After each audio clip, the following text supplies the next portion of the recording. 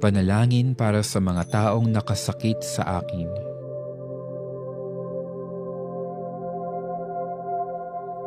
Mahal kong Jesus, nagsusumamo ako sa kaamuan at pag-ibig ng iyong kabanal-banalang puso na igawad mo ang iyong napakahahalagang biyaya sa mga taong nakapagdulot sa akin ng sakit ng kalooban. Patawarin mo sila, Panginoon, kung sakaling nagkasala siya sa iyo o kung nagpakita man sila ng pag-ayaw sa akin. Ipakita mo sa kanila ang iyong mapagmahal na mukha. Pagkalooban mo sila, Panginoon, ng iyong pagbabasbas, kapalit ng mga salitang binitiwan nila laban sa akin.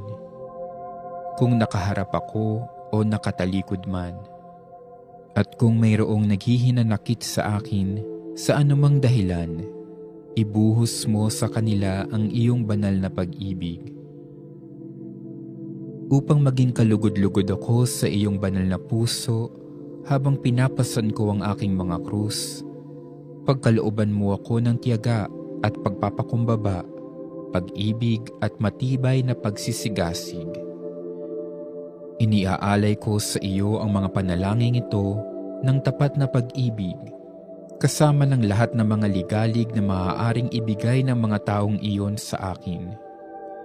Iniaalay ko ang mga panalangin ito para sa kanilang kaligayahan, para sa higit nilang paglago sa kalinisan, at upang maabot nila ang higit na mataas na antas ng kaluwalhatian.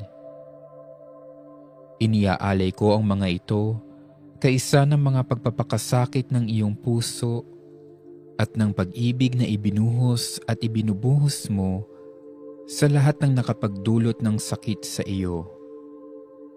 Jesus, tanggapin mo ang aking mga paglilingkod at sa iyong walang hanggang awa ay kahabagan ako. Amen.